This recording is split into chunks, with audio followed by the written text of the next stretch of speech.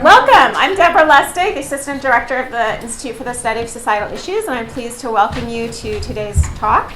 Before we begin, I want to introduce our next event, sponsored by the Center for Research on Social Change. On Tuesday, April 26th, Els DeGraw, Assistant Professor of Political Science, Baruch College, City University of New York, will give a talk based on her book, Making Immigrant Rights Real, Nonprofits and the Politics of Integration in San Francisco. So I think those of you who are interested in today's topic will also enjoy that one.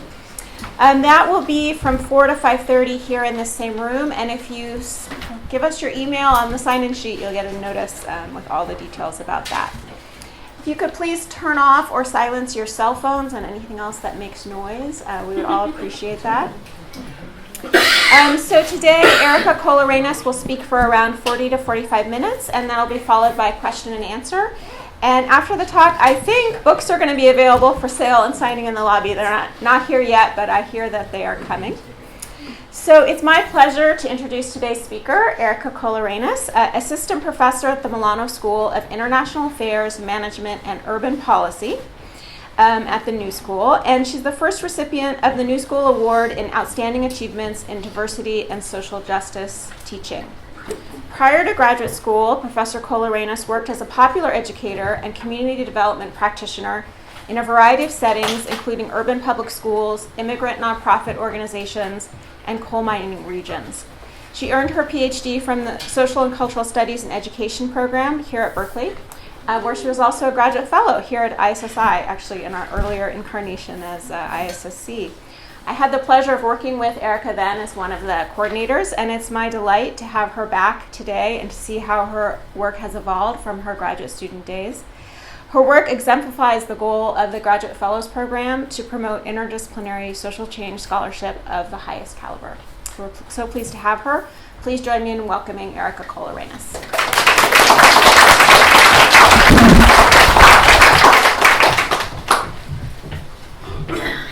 Thank you, Deborah, so much for the generous introduction, and thank you for all of the ISSI. I have trouble with the I because it was C when I was here. Staff for having me. It's very generous of you to host this talk, and I'm really excited to share back with the ISSI community. It was a really important time in my life when I was a fellow here at the center. The first day of my first seminar was the day that my daughter was born. So she turns 10 this summer. So I can't get my head around the fact that was almost 10 years ago. It feels like yesterday, it really does. And having the opportunity to work here at the center was so helpful in so many ways, just from the simplicity of getting out of the home from nursing a child to have rigorous academic, intellectual, social change conversations on every Wednesday night was literally just essential. I needed it. So it was really great. It also enabled me to go out in the field and do the research that culminated in this book with my daughter at my side. With the extra resources and the support of the center, she came along with an indigenous Mixteca ex-farm worker woman who took my daughter along with me, and we did interviews together. And so the center, and we had a beautiful talk today with the fellows, and there are many parents and parents-to-be who are also social change scholars, budding social change scholars here at the center. So I really thank you for that opportunity and for having me today. Also, as a scholar, I wrote my very, very first academic paper through the center, and it is still a topic, which is the strategy and brokering role of people who work in philanthropy. And I'm doing a number of foundation program officer interviews at Carnegie Rockefeller Ford in New York City, which is based on that very first paper. So want to thank the center very much for many reasons. Okay, so before I talk about the book, which is based on 2 years of archival and ethnographic research, but is also, which I think all scholars should admit, the product of my own life and my own engagement as a nonprofit practitioner, someone who's always questioned the tension between liberation and radical change and being a professional and having an institutional life. And so the research comes out of 2 years of research, but also a lifelong struggle with these issues. And I also, ironically, though I'm a critical philanthropy scholar, I teach nonprofit management. So that tension that I struggle with is ongoing. It's not an issue in the past. It's something I deal with every day as I teach nonprofit managers. So I'm going to talk a little bit today about the framing of the book, where the book sits, some conversations that the book enters into, and then I'm going to give a little bit of a snapshot of the 3 chapters of the book, which are basically 3 discrete case studies about moments in time in which private foundations invested in the question of how to address farm worker and immigrant poverty in California's Central Valley. I'm going to do a little bit of framing of the debate before we dive into a look at some of those cases. So today, which is a good thing, the book enters into a revived conversation about the power of philanthropy. In 2007, this book, The Revolution Will Not Be Funded, was published by an organization called Incite Women of Color Against Violence, which is a radical organizing collective. And they had a conference of the same name the year that I set out to do this research. And I don't know how many of you are doctoral students or students, but at first I was so pissed because I was like, they're doing exactly what I want to write about. Like, I don't need to do this anymore. But as I got into the work, I realized that I was entering and joining a really important conversation.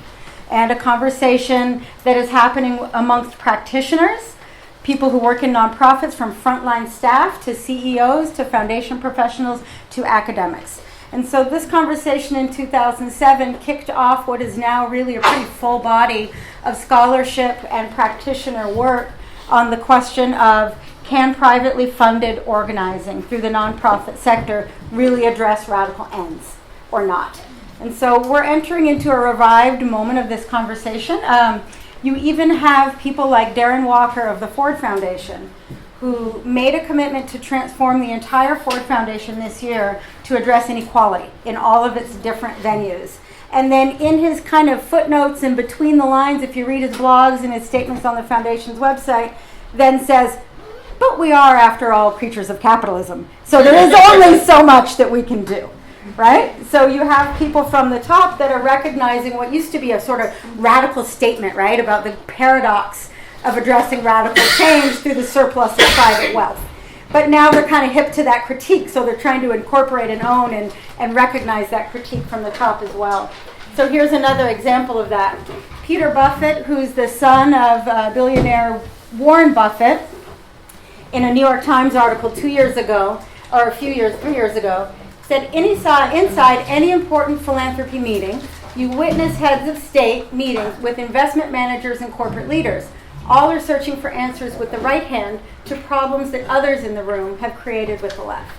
And so this is Peter Buffett, who runs the Novo Foundation. So Warren Buffett had his children run foundations with that wealth of their own design, with their own creativity. So Peter Buffett here is another, like Walker at Ford, who is recognizing this grand paradox of what I call attempting to address working class organizing through the surplus of capitalist wealth. And so the question at hand is that even feasible? Or is there an impasse that needs to be looked at in that space, right? So before I get to what I found in terms of what can happen in the space of this paradox of funding community organizing through private wealth, I'm going to just really quickly talk about kind of the debates in the field, like where people are going with this big question. One is, and you might have seen this in the news, in the blogosphere, in Slate magazine articles, is this whole debate about untaxed, undertaxed, unaccountable spending of surplus wealth. So one way to understand this is what Ruthie Wilson Gilmore calls twice stolen wealth. And that's what she calls the money that Zuckerberg, the Ford Foundation, Buffett's money, the Gates Foundation, is stolen once because a surplus of wealth is basically generated on underpaid or unpaid labor. So you pay wages low enough, or you pay for the use of the environment, exploitation of labor, environment, materials, or some kind of process to garner wealth. So it's once stolen because people at the top are getting a surplus from paying low or not paying wages at all at the bottom. So that's once stolen. And then the twice stolen, which is this debate, is that this wealth now goes into a private trust for those same people who generated that wealth, elite, moneyed folks who are trustees or boards, to then decide how it's spent. And this is money that would have been taxed and would have gone into public coffers, right? So one example of people who, Rob Reich talks about this a lot, he's a scholar at Stanford, and he has ran the numbers, and just as an example, $36 billion in foregone income taxes in the year of 2015 that would have been income tax that was put into private foundations and endowments, which is more than federal funding, all the funding on TANF. Right? So if all that money was used, we could have an entirely new social support system, right? So the question of taxation is one big area where people are discussing this.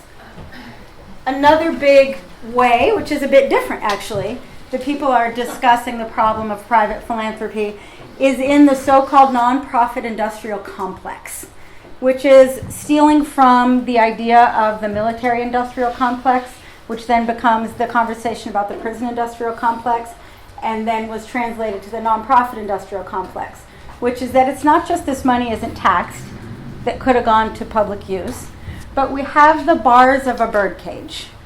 And when you accept private money, you now have to run programs based on the acceptable definitions of social problems. You have to act in certain professionalized ways. You have to show a certain kind of quantitative measurable outcomes. You have to hire a certain kind of staff. You have to incorporate. So the idea, similar to the prison industrial complex, is you have ideology, expectations, and requirements that if you try to push one bar through, the other one might still keep you in there. It's an interesting image, and when I was creating it for this presentation, I found it on the web with someone who's doing illustrations about the nonprofit industrial complex. My daughter looked at it, was 9 years old, and she said, "Is she going to get trapped if she takes that money?" And I go, "Well, that's a general idea." Smart girl. And, well, but this is even smarter. I'm such a proud parent.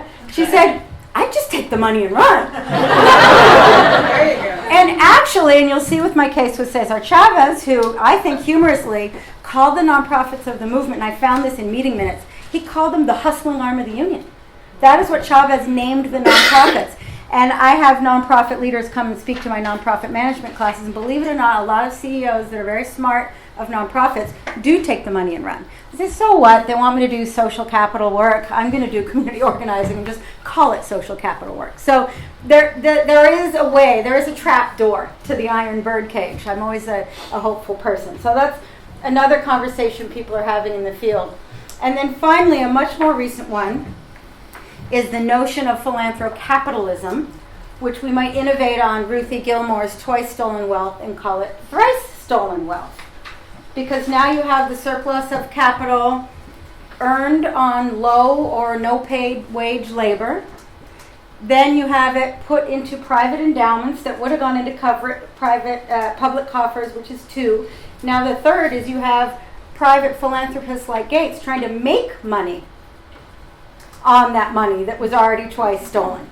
So there are several really great books that are looking at this issue of philanthrocapitalism. You can look at Lindsay McGoey's book called No Such Thing as a Free Gift. And she shows how Gates is giving money that is actually supposed to be for charitable causes to Vodafone, to build up their company in the global south in the guise of helping poor people have access to telephone services, but giving money to private companies. And a lot of people are writing this in terms of education reform. So if you look at Walton and Broad and Gates and their work in the education sector, they're actually draining money away from public systems and giving money to private educational firms that are making a profit on those very investments. So there's a lot of conversation. And my work, interestingly, hasn't really seen anybody trying to make a profit on this work. So I think it's a really interesting space to look at right now. And I think the young tech entrepreneurs and philanthropists are not afraid at all of the idea that we can so-called do well while doing good, right? We've all probably heard of the idea of the double bottom line, right? So I think it's a very common, acceptable, which it used to actually be appalling to many people, that people would try to make money on philanthropy. Right now, I don't think people, you look at Zuckerberg's LLC, people aren't very afraid of making money with a philanthropic message. Okay, so what did I find? I found, contrary to a lot of the critical literature on philanthropy, including Lindsay McGoey's book, No Such Thing as a Free Gift, and a lot of the discussion on philanthrocapitalism, I found that The failures, the watering down, the co-optation, and the problems with privately funded community organizing and radical work is seldom, or is rarely, heavy-handed or top-down or conspiratorial or created in a boardroom to say, let's stop this social movement, right? But it is rather generated through the process of negotiating consent, through very broad, multiply interpreted myths.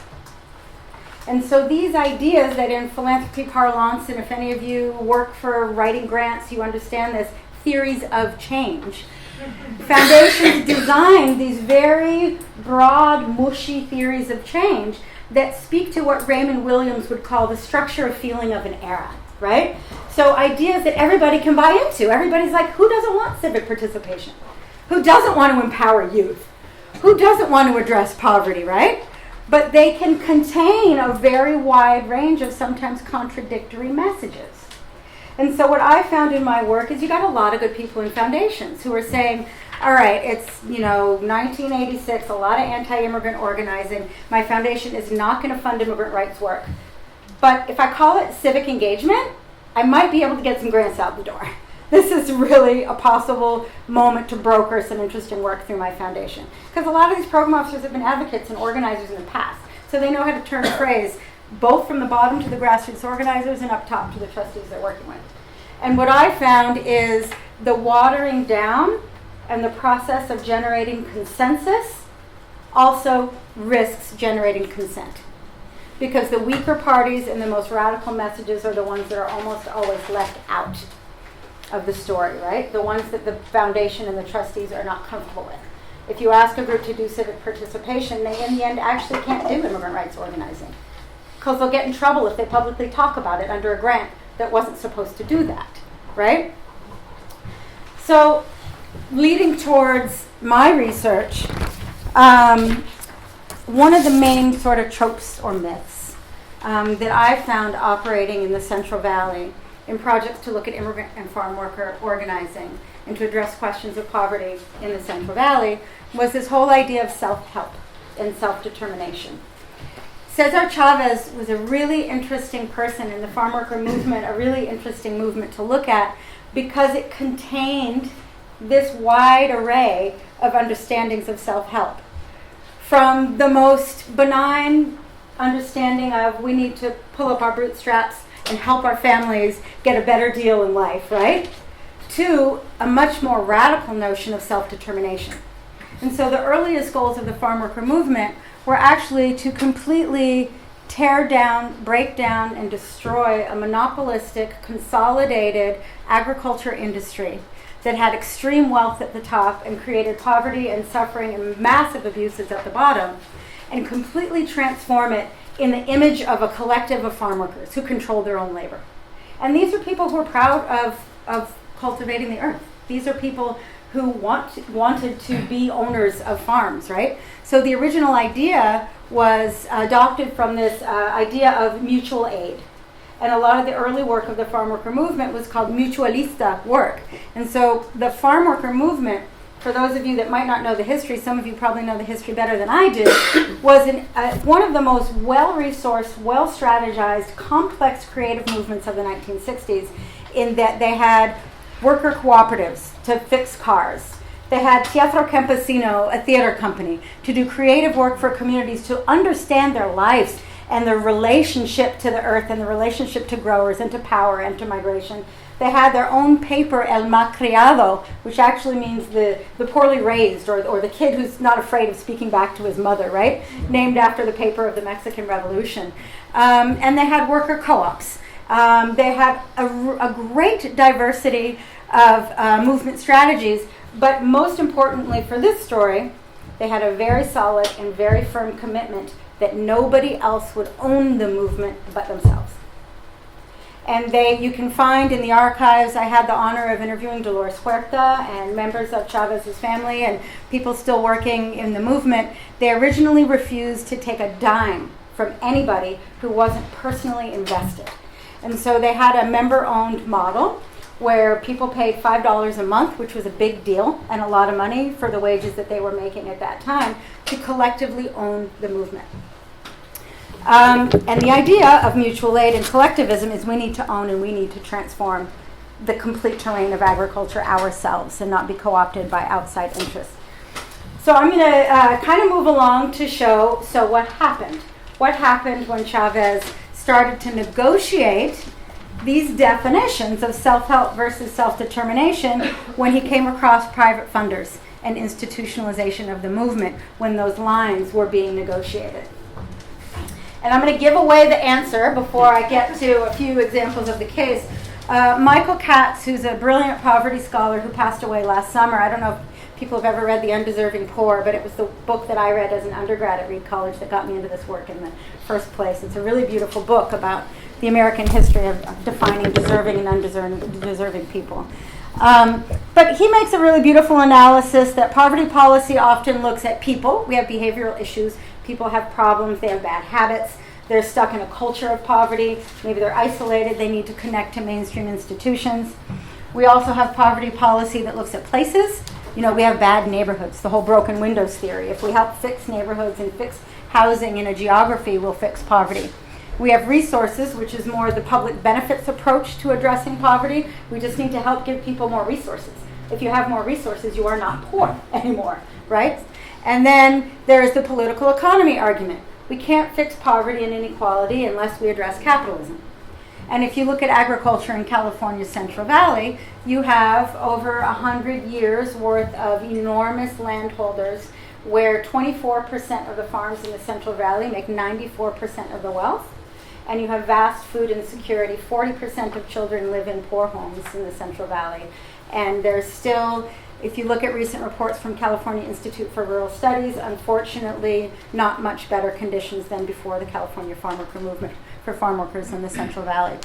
And then you have power, which is the politics that maintain the political economy, and you have markets, meaning if we could just have a better opportunity structure within the same market, maybe more people would have access.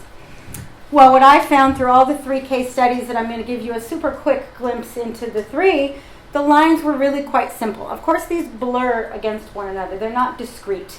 There are ways in which all of them interrelate. But foundations tend to never want to address political economy head on. And they also don't want to address regional power structures. So they won't address power. But they will work around the edges of all these other. Let's help farm workers help themselves. Let's fix this poor region. Let's give people access to markets. Seldom looking at resources either, actually. Okay, so the case study 1 of my book is about the farm worker movement. If you want to look at the long history of the farm worker movement, there's some brilliant books out right now, one by Frank Bardicke, one by Matt Garcia, and Miriam Powell has a biography of Chavez. Mine is a very short case study that really simply looks at the question of Chavez and the movement's relationship to foundations and the moment in time in which they incorporated nonprofits. It's not a sweeping history of the movement. But what I found is that Cesar Chavez and Migrant Ministry, who were their close allies, initially said, no outside funds, we're going to own this thing. And we're going to completely transform the movement through self-determination of collective ownership and mutual aid institutions owned and run by farm workers. Now what happened is foundations started to come into the valley and invest in farm worker poverty issues. The Rosenberg Foundation has a long, amazing history of working in the Central Valley and has done some really, really great work addressing farm worker poverty in the valley. And one of the first things Rosenberg did is fund a self-help housing program in Tulare County, where farm workers were building leadership skills by building their own homes. So you can see that tackles the behavioral and the geographical place issue and a bit about markets, right? Access to housing markets. But the moment in time that Rosenberg decided that they needed to fund the movement, not just self-help, because at this moment in time, Chavez was organizing, Dolores Huerta was organizing, Larry Itliong was beginning to gear up to a strike, a rent strike in 1964. Ruth Chance, a program officer at the Rosenberg Foundation, she was actually the president, was amazingly risk-taking. And she said, we need to fund organizing. We can't just do the self-help stuff anymore. But she knew that the status quo in the valley, being the growers and the politicians, would be very upset if they funded Chavez and Huerta. So she was smart and funded migrant ministries instead, saying if I fund a church-based organization, that will be fine. Well, Unfortunately, everybody goes on strike, including migrant ministries, Chavez. Everybody gets involved in a major strike. Eventually turns into years of strike and boycott and violence on the field. And you can see that Rosenberg completely pulled out. They completely drew the line there and said almost everybody approves if farm workers decide to build houses for themselves. Not everybody approves if they decide to go on strike. And this is from a 1965 Rosenberg Foundation annual report. And this is kind of long story short about this chapter. We can see this happening over and over and over again. And I had so much fun going into the archives. And I kind of bemoan today's email correspondence because I don't know how we're going to find out about these conversations between seriously well-intended program officers who believe in catalyzing social movements, who are negotiating back and forth between much more radical activists that they don't think their boards would approve of their strategies. So I want to get on to some of the other cases, but between 1967 and 1969, I found an ongoing conversation between Cesar Chavez and Leslie Dunbar of the Field Foundation. The Field Foundation was very interested in funding the farm worker movement to catalyze the Chicano wing of the civil rights movement. They were also very interested because this idea of mutual aid and self-help and self-determination fit really well within the War on Poverty projects and fit really well within the early days of looking at CDCs, Community Development Corporations. And they said, wow, look what Chavez is doing with mutual aid institutions. These are the early models of community development. Let's come together, fund this movement, and start to work together on really building out this idea of comprehensive community development owned by communities. Well, 1967, Chavez starts to affiliate with AFL-CIO. First getting funds from Walter Reuther and the Auto Workers Union, and then moves towards more official union incorporation. And he gets a letter after he was already funded by Field, and he gets a letter from this very sympathetic program officer saying, it has come, so this is after he gets a letter asking, excuse me, you're an AFL-CIO affiliated? And Chavez comes back and says, it comes to my attention that the Field Foundation would like more comprehensive information regarding our request for assistance in financing a full-time attorney to work with the United Farm Worker Organizing Committee.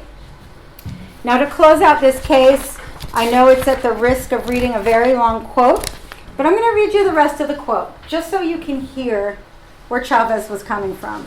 And I also find it, because I love historical work, to feel the complexity of this moment in time in the movement and what Chavez was dealing with as he was struggling to maintain a more radical understanding of self-determination.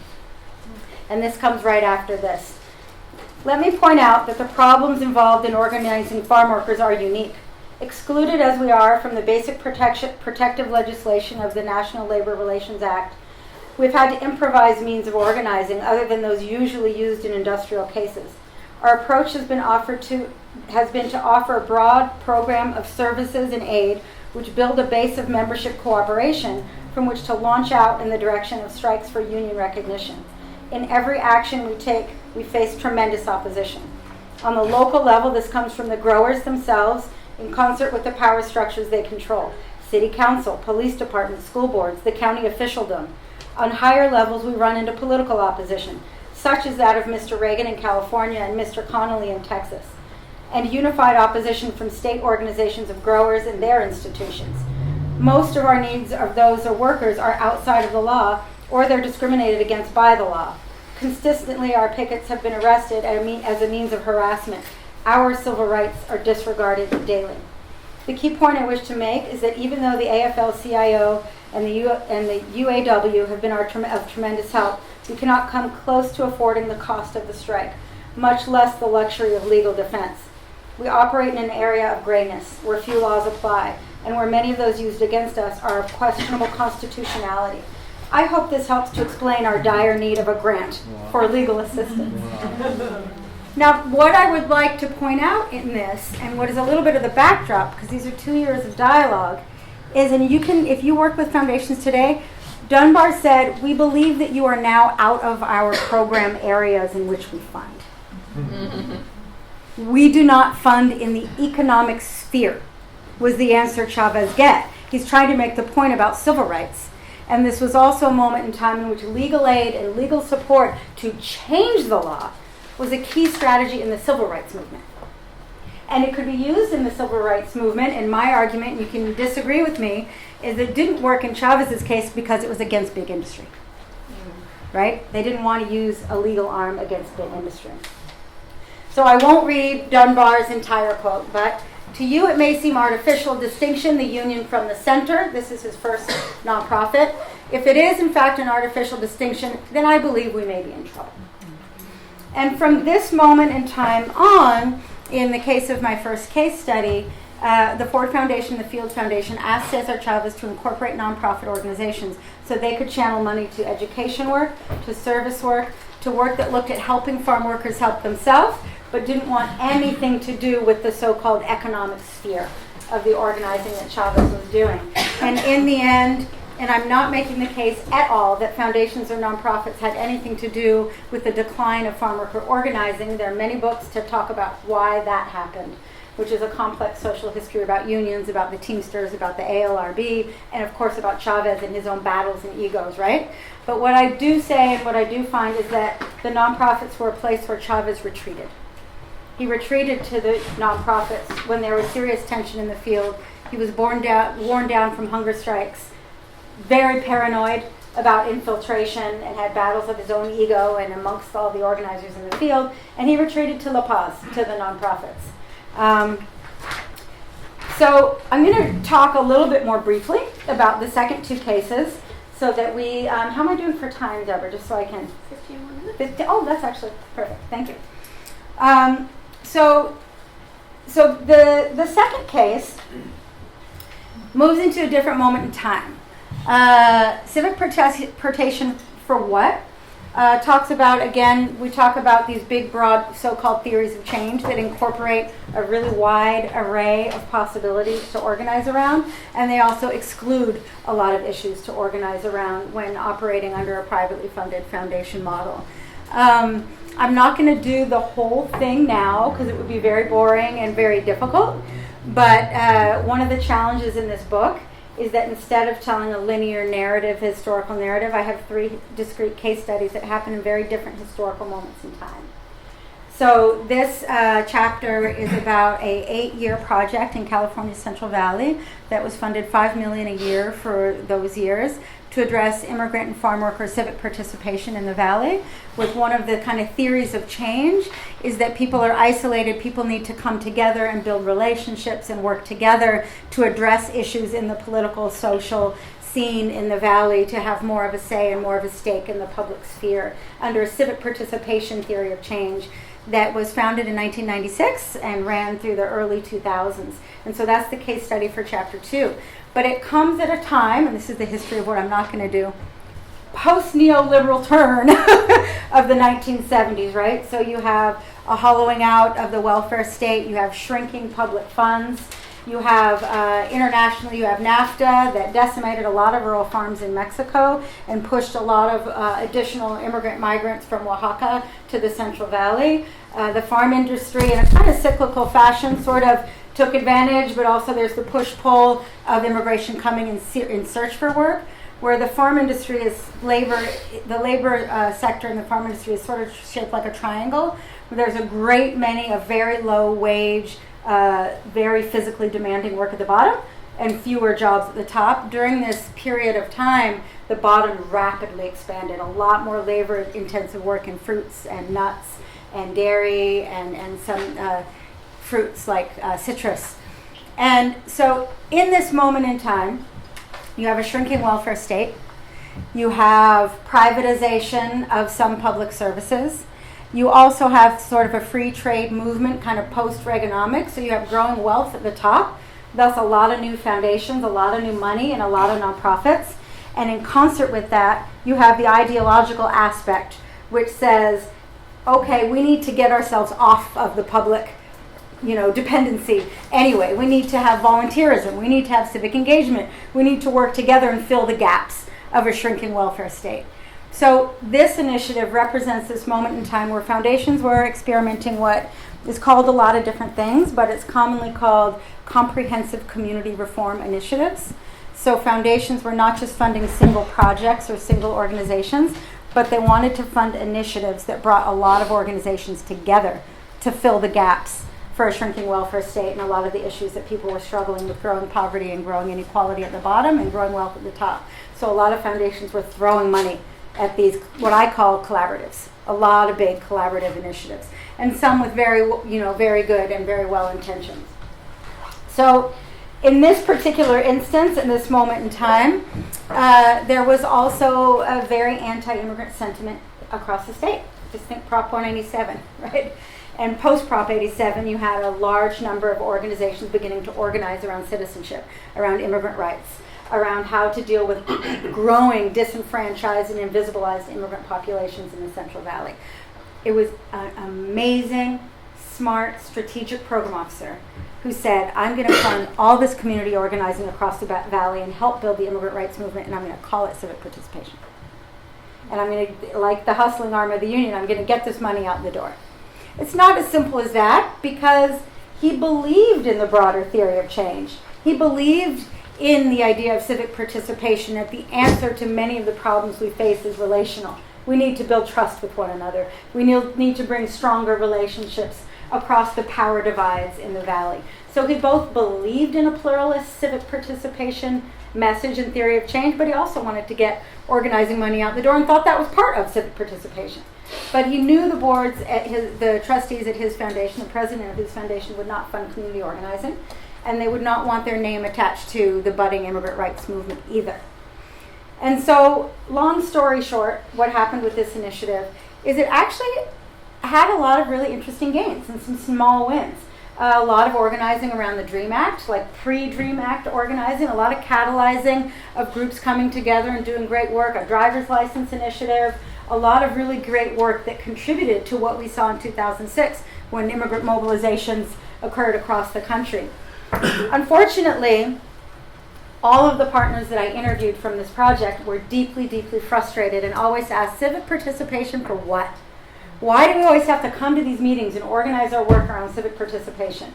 Why do we have to get our head around this theory of change and this framework? Why can't we just, get out the door? And in the words of one of the people I interviewed, who's an old school farm worker movement organizer, why can't we just get back into the fields? Why can't we just get dirty again in the fields and the laundromats and organize people? And we're continually frustrated that they had to hide what they were trying to actually do and what they were trying to do, organize. I must say, after I finished my research, big foundations, including Soros, Kellogg, and I think Casey, got behind funding immigrant rights and immigrant organizing. So there was a moment in time in the early 90s when it was very taboo, but then it became a big thing. And there were millions, I think $500 million funded into the immigrant rights mobilizations around 2006. A whole other story that we can save after I talk about these case studies is that money went to really huge intermediaries that were doing formal policy change work at the congressional level, not the grassroots groups that catalyzed that organizing in the first place.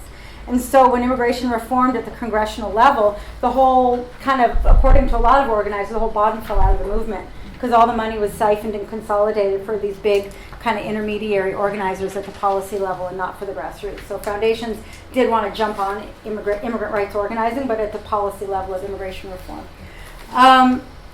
So 3 things to think about in terms of these foundation-designed collaboratives that bring a lot of organizations together that I learned from this initiative.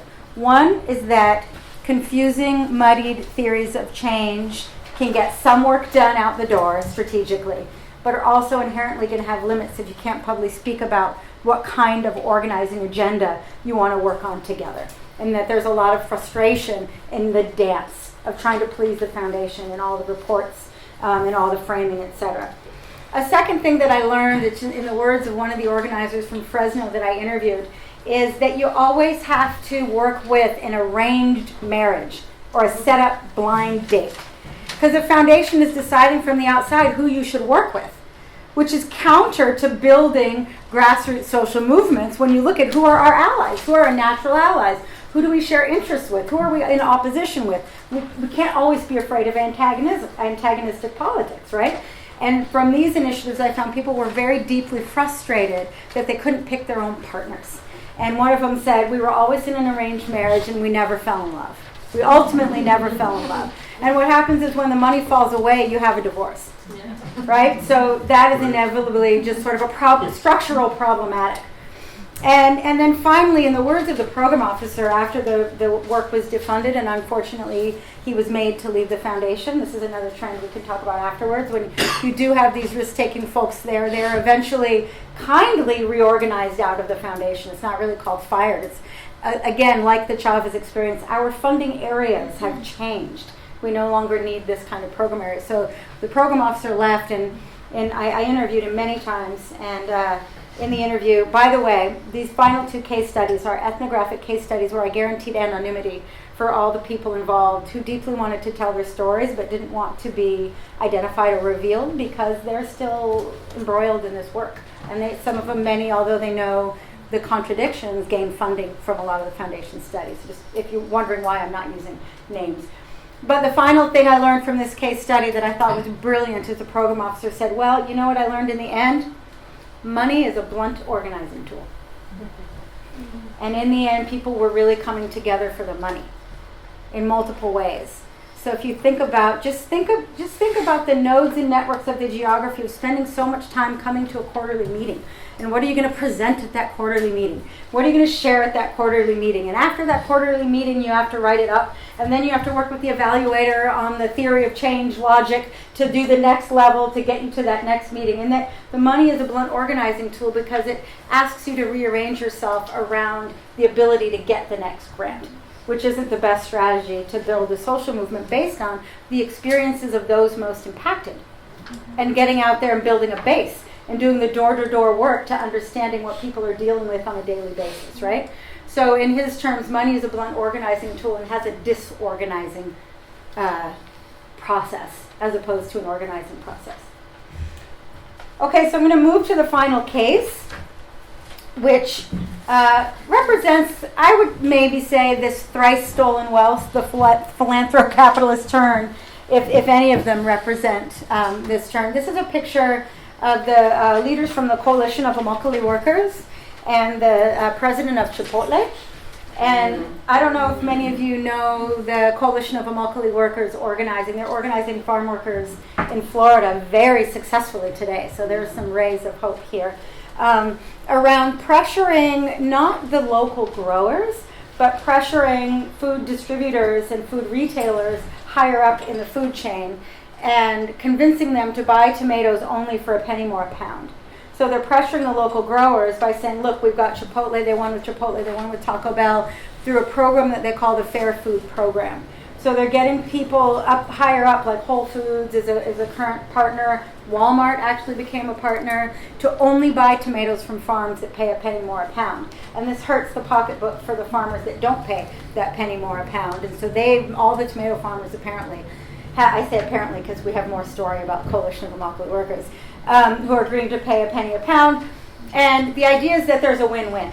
Because now these restaurants can say, look, we're not only organically appropriate today in terms of the slow food movement, but we're also worker safe. We also treat workers well, right? So there's a win-win because they get more customers from having the fair food label from the Coalition of Immokalee Workers, and they get more profit because people are coming to their stores who are environmentally and worker conscious consumers. So there's a win-win.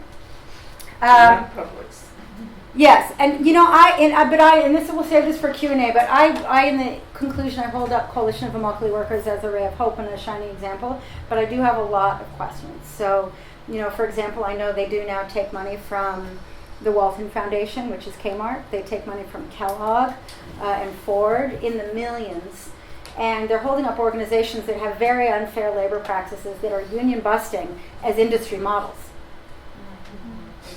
Because they pay 1 penny more on a pound of tomatoes. And this is the win-win, right? The industry is now happy, and they also say we can change the farm industry without touching or fighting local growers. So I have not researched the Coalition of Immokalee Workers, but I'm raising these questions. And Legal Aid is very upset about this because you have decades and decades and decades of people monitoring farms in legal aid, but now they can't get into the Coalition of Immokalee Workers Fair Food Farms to monitor them because these industries have agreed that the coalition will do that work. And so, it's a nonprofit, privately funded farm worker justice model that has seen some gains, whereas we have not seen farm worker gains elsewhere. So we should look at them with both hope and critique, in my personal opinion. My case, unfortunately, was in this, the case study was another initiative that I looked at in the Central Valley that was a $50 million a year initiative to look at agricultural communities to improve conditions for all folks working and living in agricultural communities across California who believed in this win-win model. Remember, this is a moment in time in which the UFW was working for the first time with growers on immigration reform and guest worker programs through the ag jobs legislation. So there was a window of a win-win. Like, we can work on immigration reform together, and this is a window of hope. So there was a program officer of another foundation who understood the gains and the losses of the case that I described as case number 2 and said, I'm going to innovate on this further because we're actually going to work with the industry. And we're going to try and bring everybody together, and through a completely crazy bureaucratic structure of local councils and regional councils and dialogues and asset-based community development, we're going to come to consensus with growers on how we can together fix farm worker communities and save industry from financial ruin in threat of financial kind of crash. This is around 2008, and from drought, etc. So we're going to have workers help the industry figure out how to help workers and the industry together. In my, and maybe this sounds flippant, but in my analysis, I find that that's quite a insensitive twist, in that now self-help means workers not only helping themselves, which doesn't address the structural root cause of their poverty, which is big ag, but they're asking them to help themselves save agriculture. So now they're the ones responsible not only for their own poverty, but they're responsible for California agriculture as well, right?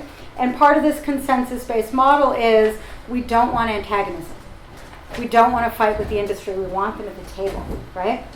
But community organizers were hired to do this work, which was a bit of a conundrum. But here's a quote from a farm worker organizer who really, I think, speaks to this moment in time in which this final initiative I studied was launched. I'm not worried about us migrants, us campesinos. We're strong people. We will survive. I'm worried about you growers who will be devastated if we undocumented field workers are, oops, that was the campesinos, if we were all forced to leave. And how will you keep your farms in California when you could do better in Mexico? How can we help you win this fight?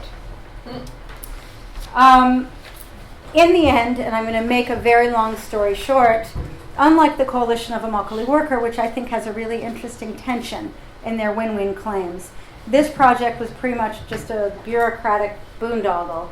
And the growers never came to the table because they were like, why do we need to sit at the table with farm workers?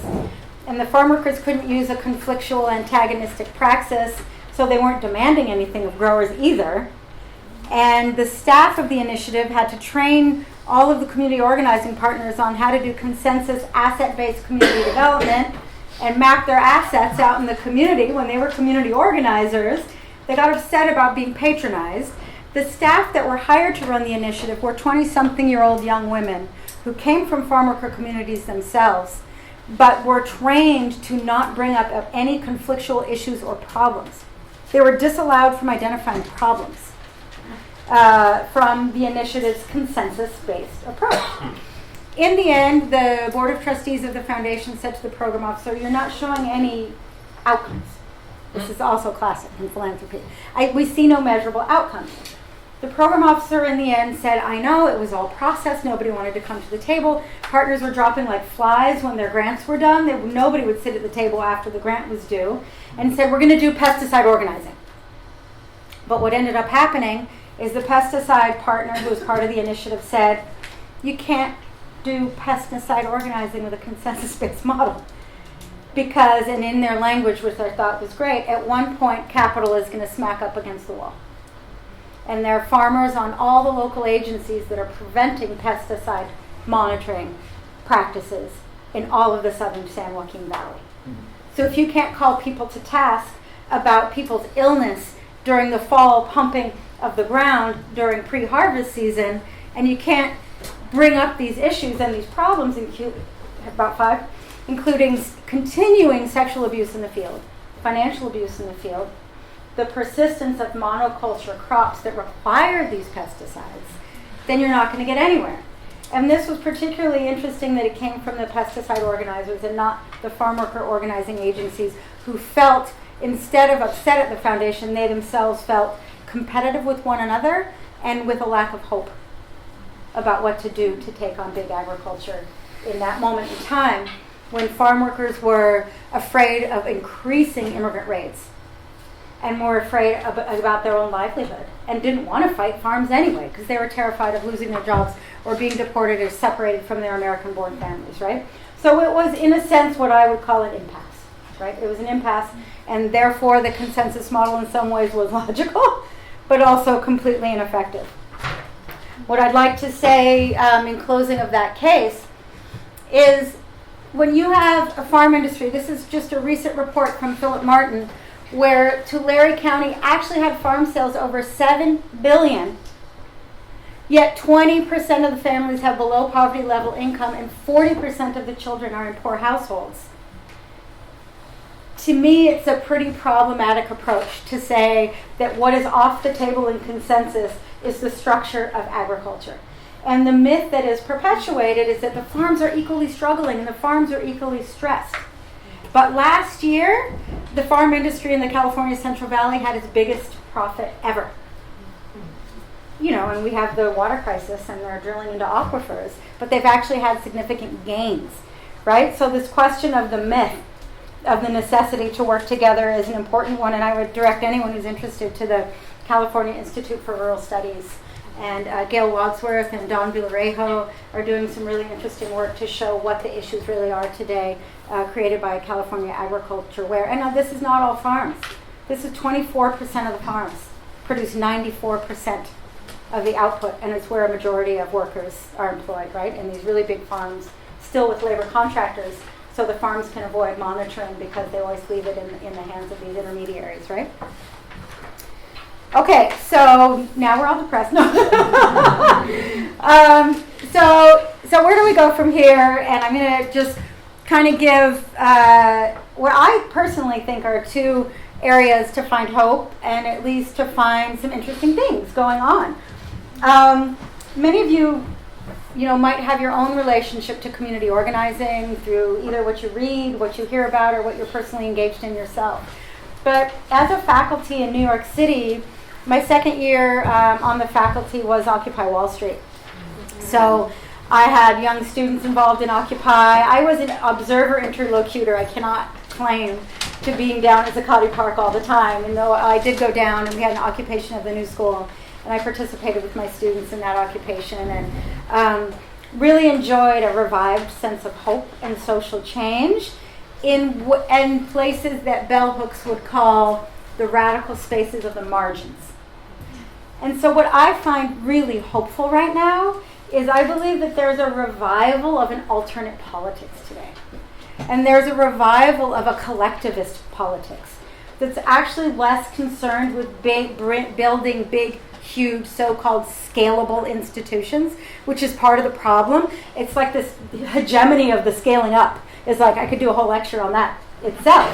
But a lot of people are interested in building small, powerful, alternate collectives and spaces of hope and change in the margins, which takes us full circle back to what Cesar Chavez was trying to do by building the mutual aid agencies in the Central Valley, what the Black Power movement was trying to do with children's breakfast programs, right? So an image I have that kind of represents this moment in time is from Oscar Grant Plaza, and you all know there's all sorts of power and conflict and problems with the Occupy movement in Oakland, I'm sure. But if you look at all these different kind of statements of direct action, getting involved in a more antagonistic politics, yes, but also building mutual aid together, building processes where we can build alternate ways to help one another, alternate ways to provide services to people, and getting into a more grassroots democratic decision making, away from the hierarchies that we have seen build up in the institutions since the civil rights movement in the nonprofits, right? And so in New York City, I don't know if it's just me, but I have found so many converging collectivist movements with similar values about what some people call a two-fisted approach to social change today. which is let's ask the Ford Foundation to give us some of that inequality money. Yes, let's talk to the state and demand services for our communities. But let's also engage in what some people call a prefigurative politics. Let's not wear ourselves down and become so traumatized by antagonistic organizing that we forget to create the world that we want. And so the two-fisted approach is, yes, we still fight for things, but in the meantime, we take care of one another. We engage in healing. We engage in collectivist politics. We engage in co-ops. I mean, I see this in the space of co-ops. The cooperative movement has a resurgence. A lot of collective economies projects are seeing a resurgence.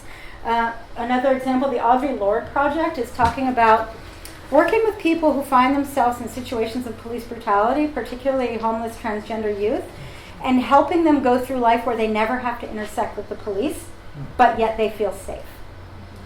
So these are neighborhoods where the Audre Lorde Project is actually creating neighborhood safety systems that are alternate and parallel systems to the current system.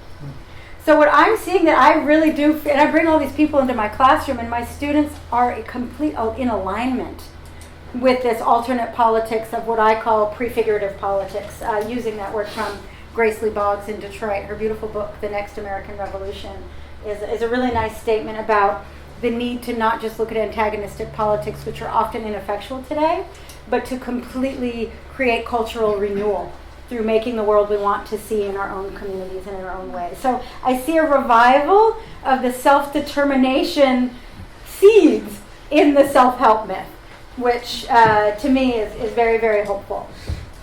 And a lot of that goes back to base building and relationship building and collective and community-based organizing. So the questions about philanthropy, what do we do with philanthropy? This is Darren Walker, the president of the Ford Foundation.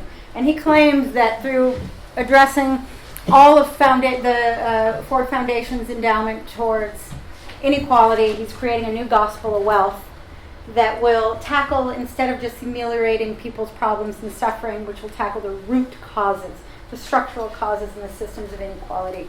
Yet he also says the Ford Foundation is a creature of capitalism, and we have our hard and fast limits. So will big foundations create a new gospel of wealth where they will truly tackle inequality? The Irvine Foundation recently announced a huge poverty initiative in California as well. And I asked through the Chronicle of Philanthropy if Irvine's willing to take on the tech industry and the real estate industry and the drivers of growing inequality in the Bay Area. And I got back from the president of the Ford Foundation, we believe we can do this without confronting industry. So I think that both Darren Walker, who's very, very smart, and Irvine will, and this is, I think, really common, will talk about inequality and mostly through the lens of opportunity structures. I could be wrong, but mark my words. It's about creating new markets and training people for new markets to enter into the existing system, which to me feels like a treadmill. So I think we should be asking the Irvines and the Fords of the world the big questions about what do you really mean and what are your hard and fast limits. And I asked this to Darren Walker. He invited me over for coffee. This is another philanthropic skill, is they incorporate their critics. And he's so charming. Believe me, I left out smiling. I had a great meeting with Darren Walker. And he really is charming. But I asked him, what are the limits that you face? Can you give me an example of a limit? And he talked about funding the Black Lives Matter chapter in the New York area. And people got really radical and said mass incarceration is actually about capitalism. And talked about Michelle Alexander's new Jim Crow. And this goes back to white supremacy. And I said, well, what are you going to do with that? And he goes, I told the guy, we're not here to overthrow capitalism. So I think you have a very smart but somewhat flippant understanding that we can only go so far, and we could talk about pushing the edges of addressing inequality.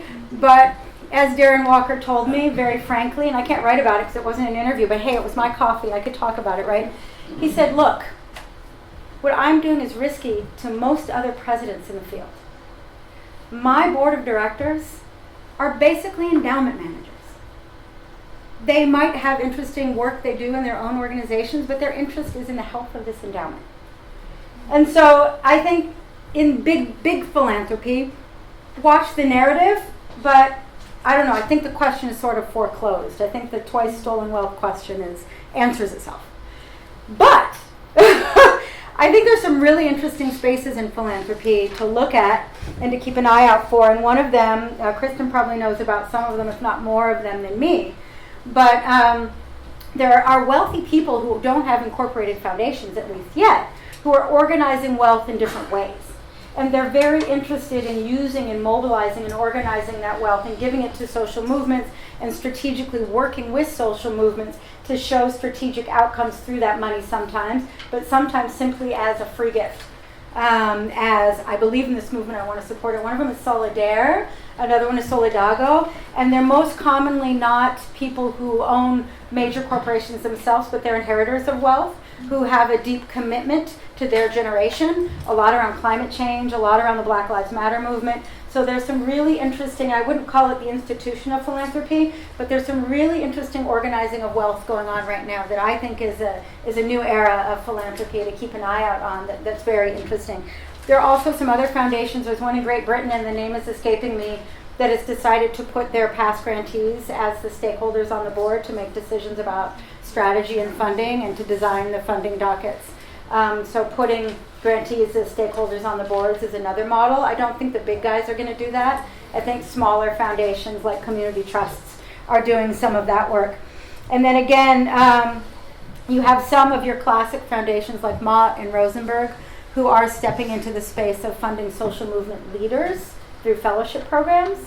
And kind of on a closing note, I think that, you know, in this space of negotiation of people working within these foundations and doing this work on the ground, I think instead of looking at foundations have foreclosed and controlled the whole thing, to look at the moments in which they can catalyze and spur change. Rosenberg was a very important catalyst to the farm worker movement and put a lot of money into funding farm worker leadership through the American Friends Service Committee and a lot of other organizations in Tulare County. But yes, they have their hard and fast limits. But in essence, if you understand that, you also understand that they did catalyze that moment, right? And Rosenberg is doing that again through funding a lot of leaders of current movements, including the Black Lives Matter movement and anti-mass criminalization movements here in the Bay. So a lot of good things to look out for also.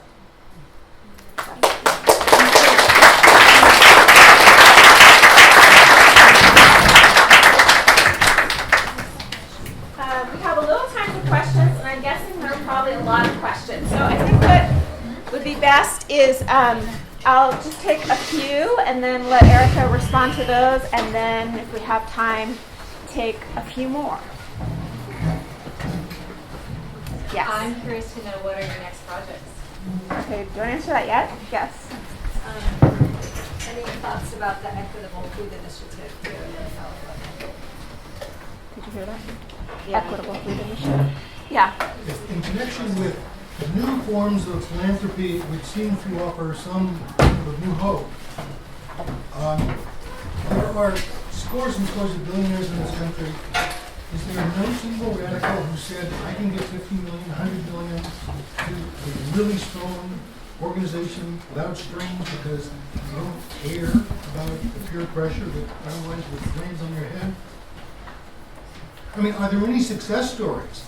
There have to be some super rich radicals. Okay, one more, and then we'll let Erica respond to those. My question is, you said you teach nonprofit management, so I'm wondering what suggestions you give to nonprofit leaders that are actually negotiating around program areas and only funding when you can get certain outcomes and trying to stay true to a vision that might be outside of that, and educate foundations, especially when, as you call it, the negotiations, the power dynamics are so off. And if you say or do the wrong thing, you know, the door can be closed in your face forever. So in realistically, beyond, you know, the academic sort of world, in the practitioner world, how can you actually teach nonprofit leaders to effectively negotiate in such an off power dynamic? I should take a stab at those and then we'll see if we have more time. Okay, well, in terms of my next projects, I'm a bit of a weirdo. I never follow an exact linear trajectory, but one of them is I'm working on a project that grew out of my paper for the Institute for the Study of Social Issues that initially was a sort of exploratory piece about the negotiating and brokering role of program officers. And to me, I had so many unanswered questions about these people.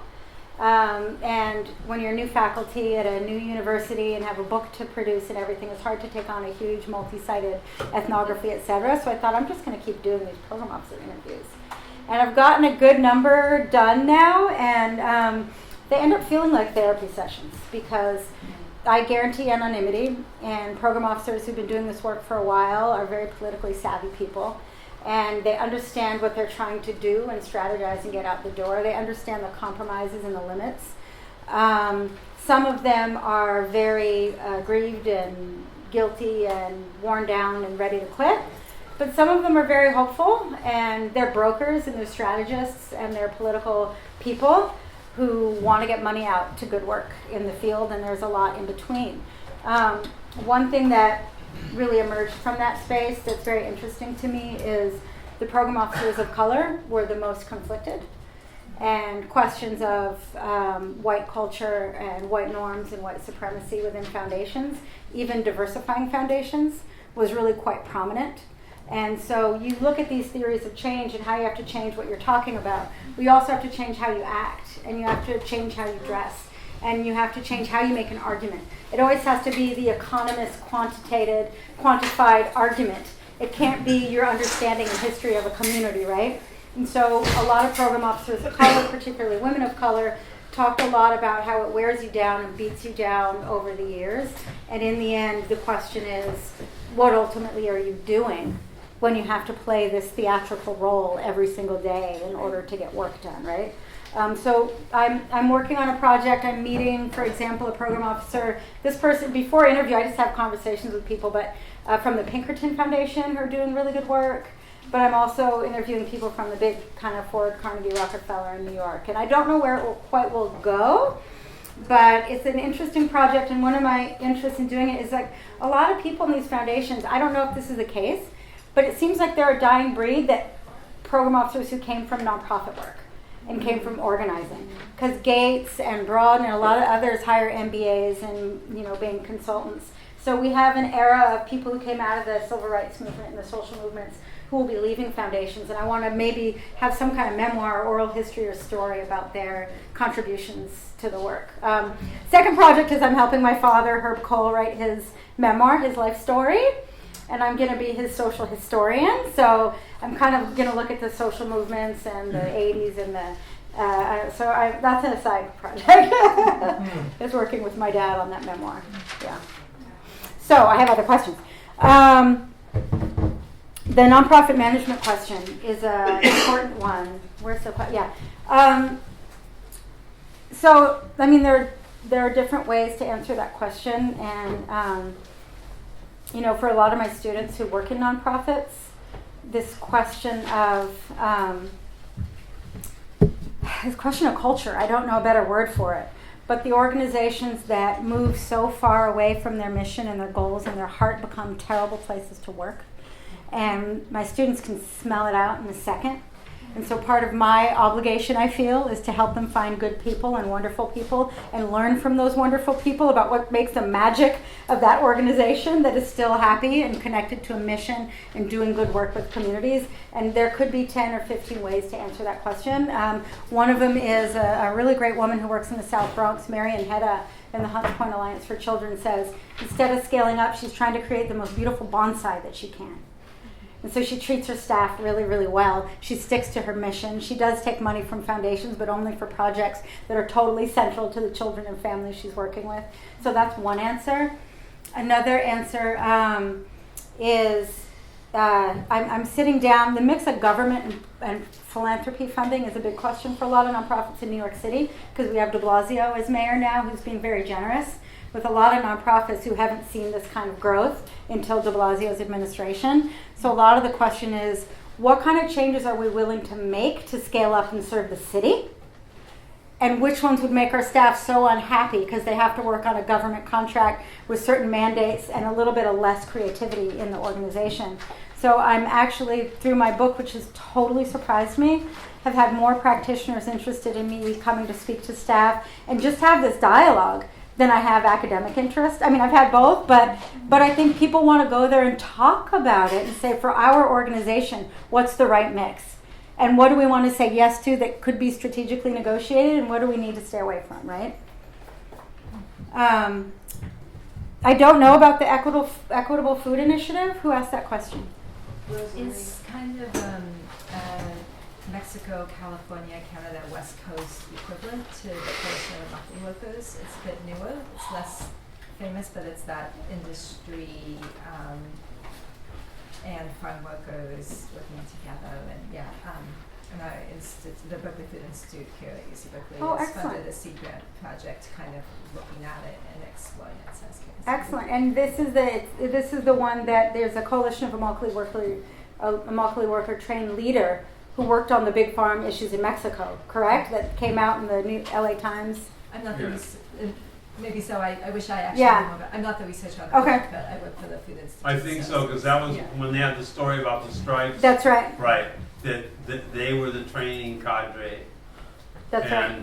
And there was a question of when would they quit striking? Would they stick to their That's demand, or would they accept a stairway where we're going to give you this now and come back next week? That's right. And they took on some really, really big distributors and farms in the border towns in Mexico. And this has been an interesting one because Costco and other big businesses are participating in trying to create this new. It's a label. It's trying to create a new label. That's right. Yeah. And Immokalee Workers has their label. Right. So, I mean, it's an exciting time, I think, for farm worker organizing because we also have the Driscoll strike right now and Familias Unidas in Washington. And unfortunately, a lot of them are fighting with each other and arguing with each other. There's actually, and I only know this through talking to people, movement for Immokalee workers to come in to the Central Valley also and to start working with growers to actually start worker co-ops. And co-ops is something that UFW has steered clear of for the last 40 years and looking more at social services. And so coming into the farm worker co-op space, with there's a lot going on. So I think it's exciting, and it's also and there's a big question. Other co-op work going on in California, so hopefully. Yeah, absolutely. Absolutely. So I think we might have time for one more question. I know you were waiting. Did you still?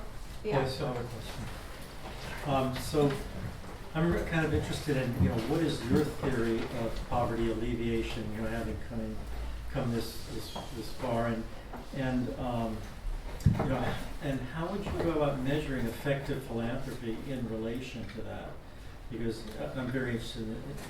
I come out of business school, and so I'm probably the enemy from the point of view, what you presented there. But I'm really interested in how do you measure effectiveness. I also sit on the boards of a couple of very small nonprofits, and I know the difficulty of delivering service from that point of view, as well as getting resources from nonprofits and so forth. Well, because this is my last question, I'll venture at a creative answer if I could have liberty. But David Minkus, who I cherish dearly for his creative, radical mind and thought and prompting us to really answer these questions that you're asking, which is, what do you really think is going on here? And David and I were talking about the brain and about Alzheimer's disease. And I lost my mom 4 months ago to Alzheimer's disease. And as I'm thinking about that slide of, so what do I think is going on here? And I talked about, the self-help myth and what's lost from the analysis when you're only allowed to address certain things. I keep seeing this metaphor of a big tree, right? And so I don't know if any of you who know Alzheimer's disease, but there's this image online, like a GIF, that shows that as certain parts of the brain get calcified, the leaves fall off the tree, and the most recent leaves fall off, and then as other parts of the brain gets contaminated, all the leaves start to fall off the tree, and in the end you have a skeleton, right? And the brain is gone from the tree. In a lot of the nonprofits that I interviewed, it was this sense of forgetfulness. And so this metaphor of this sort of politics of forgetting is we forgot where we even came here for, because we had to play this game and we had to go to the next grant and we had to figure out this model and this method, and they in essence, they lost their own capacity to imagine an alternative. So if you ask me what I really think about a strategy to address poverty or inequality or oppression, I think we need to first reclaim our own sense of our own wisdom and wonder in the world. I mean, yes, I grew up in Mendocino County, so maybe that's a logical answer. But if you look at this sort of Freirean question about poverty that is produced, in my mind, predominantly through capitalist systems that underpay labor. We have so many industries where people cannot live off the jobs that they are getting paid. And these industries are growing and flourishing. And people have to fit into this model and struggle and survive. And not only can they not get by, but they've forgotten who they are and that they are actually creative beings. And that, as Paulo Freire says, the only way to truly transform society is to come to a place where we recognize that we are all creative agents. And we can all produce in this world in our own image, right? So when I look at the sort of nonprofit avoidance of big capital, to me it's a politics of forgetfulness. It's helping people to forget who they are as creative agents and people and the kind of worlds that they want to create. So what is my advice to big funders? The best advice I can say might sound cliche, but listen to the ground, listen to people, take risks. Care less about your big initiative and your big project, and look at what's bubbling up from the ground. Look at the creative spaces where people are doing new and interesting things and addressing head-ons. And creative practice and cultural organizing is a huge space right now. In all the movements we see today, there is theater, there is art, there is murals, because people recognize there's been a lot of generational trauma. For many poor and struggling working people, the first act is to reclaim an image of ourselves that is not sad and struggling and depressed and traumatized, right? So looking at the places where people are recreating their own narratives, their own hope, and their own systems, I would, tell foundations, forget about the next big thing. And just get out there and listen to people and where you see energy and interesting things, because there's a lot of interesting things going on right now. Great question.